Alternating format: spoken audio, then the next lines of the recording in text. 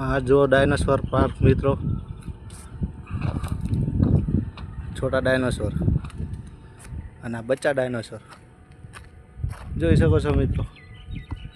આપણે સુંદોજીની ફરા છે પેલી બાજુ, આ મિની ડાયનોસોર છે અને પેલા ભાઈ ભાડો કોમ કરેલા. આ બાજુની ગેલેરી છે.